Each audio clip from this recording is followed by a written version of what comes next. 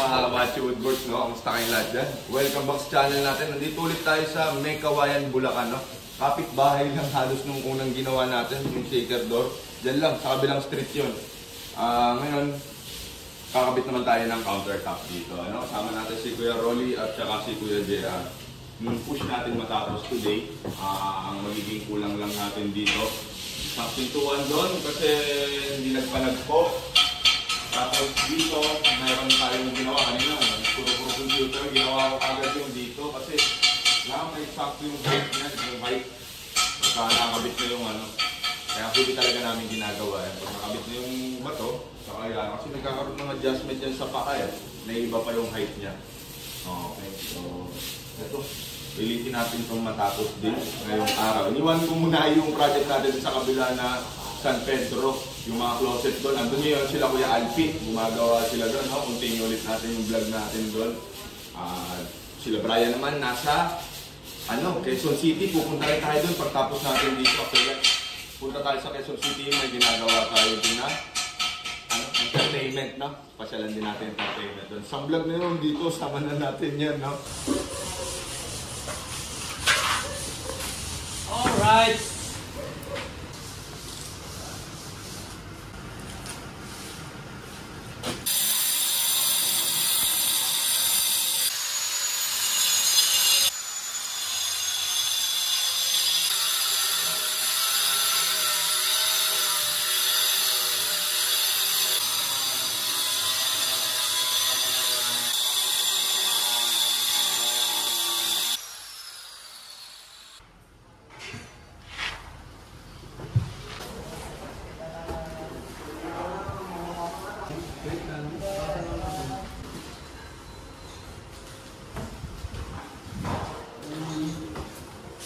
Tayo ng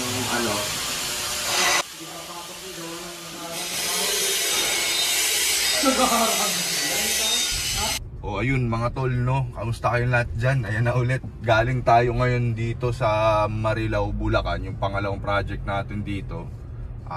Iniwan ko na sila Kuya Rolly doon, no? Kasi kayang-kaya naman nila yun. Hindi malaw, kailangan na doon. Kailangan lang syempre konting instruction para hindi tayo magkaroon ng problema, no? Kailangan talaga pinupuntahan, no? After doon yun, umalis na ako, paalam na ako, doon yung kliyente kanina. Paalam na ako, punta ngayon tayo sa Quezon City. Novaliches, no? Novaliches, pupunta kami Novaliches ngayon. At pupuntahan natin yung site nila Brian. Kahapon kami nasa San Pedro, pero iniwan namin yung San Pedro, sila Alpi ang tatapos.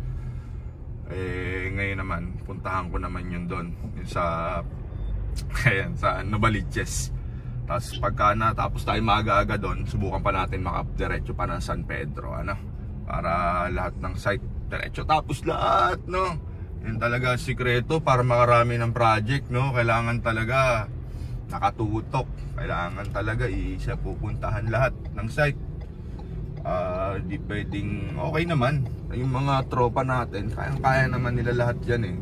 Alam naman nila yung mga iba pa rin yung naka-well instruct lahat ng lahat ng parts ng cabinet, lahat ng lahat ng detalye, may plano naman, pero iba pa rin yung napupuntahan. Tsaka syempre sa mga clients natin, malaking rin na nakikita nila na talagang nandun tayo, na natin yung mga project, hindi natin pinapabayaan. Okay, so biyahe na muna kami mga tol, no? Ito, pasok na kami ng ng NLEX, galing kami NLEX.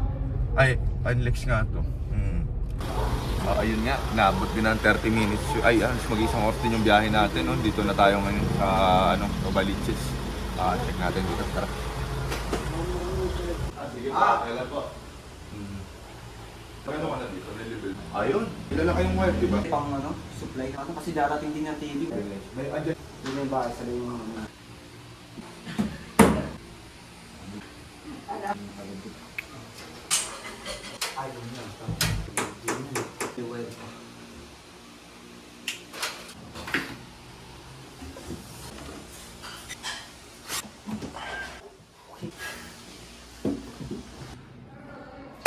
Hey, what's up mga Matchwooders, no? Welcome back sa channel natin ulit, again and again. Dito ulit tayo ngayon sa project natin sa Bulacan 2. Sa kapitbahay nung ginawa natin ng mga shaker doors, And dito, actually, na to? Magte-turnover tayo today sa ating client. At syempre, meron pa tayong gagawin na content. Nakasutan natin na. May kulang dito na baseboard dito sa island, dala-dala na namin ngayon. At saka dito, ito, walang handle. Bumili ako sa Wilcon ng maangas na handle na ikakabit natin dito, kabitan natin ng handle yan. Tapos, ayun, linis. Tapos, try natin na ibalot siya para, maiwasan ko sa bagay. Naman to, glossy, dumudulas ng malikabok. Pero maganda sana, turnover natin is nakabalot siya para kasi ongoing pa ang construction ng bahay para ma-preserve na yung linis na ginawa natin and hindi ulit-ulit yung linis. Alright, samahan nyo kaming araw na to, magta-turnover, and then itutur ko kayo dito yung detalye nitong kitchen na to. Napakasimple lang nito pero maganda. Hopefully matuwa ang client natin dito sa ating ginawa. Alright.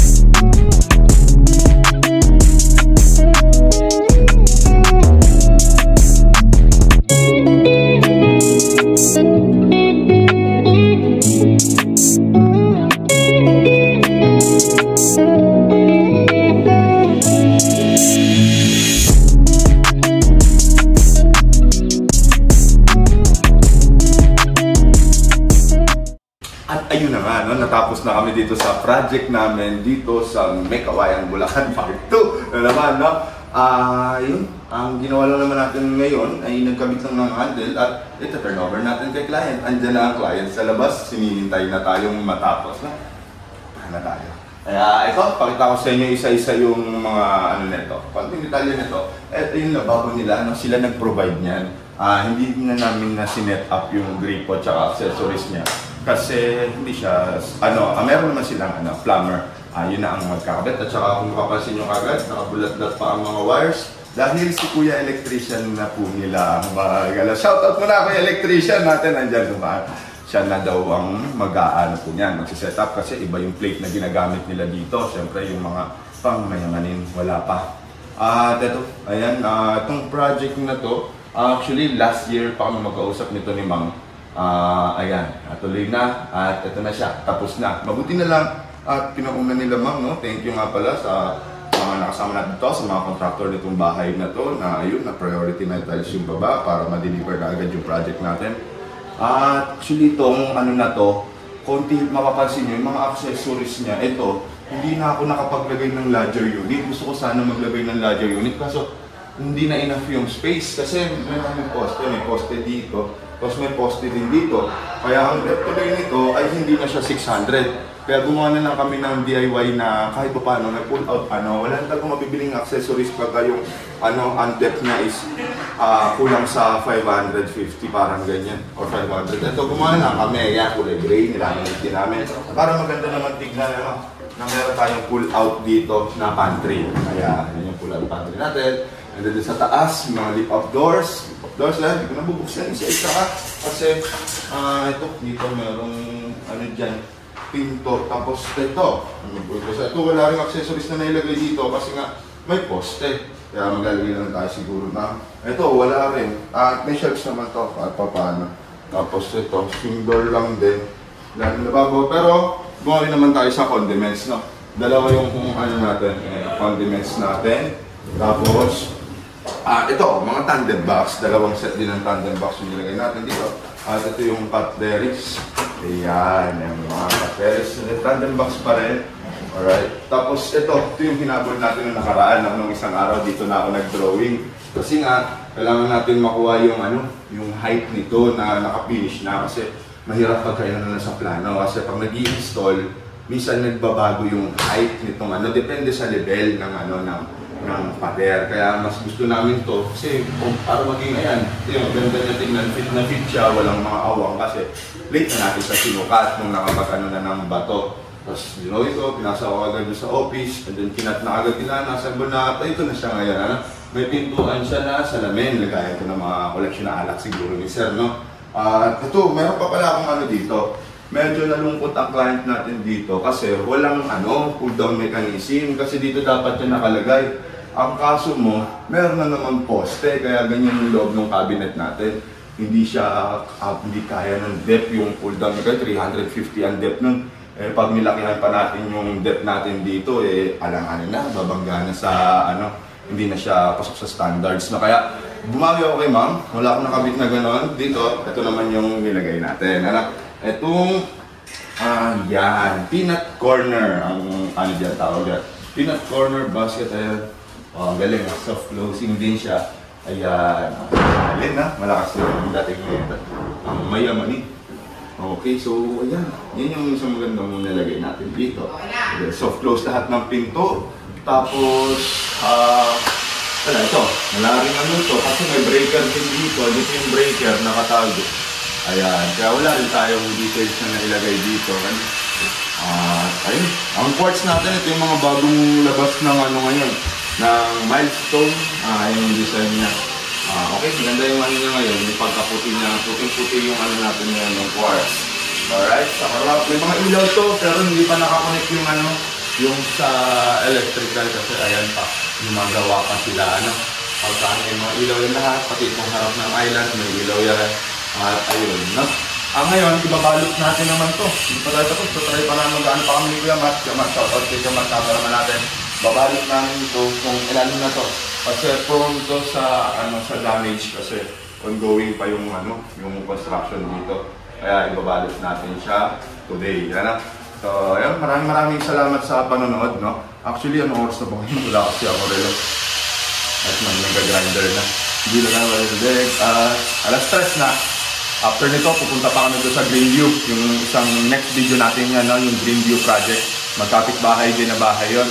Magkapatid yun, parehas maangas yung mga kitchen doon nito. Yun yung next video natin, lalabas din agad yun pagka-upload nito. At yun lang, maraming salamat sa panonood. Umabot ka sa dulo.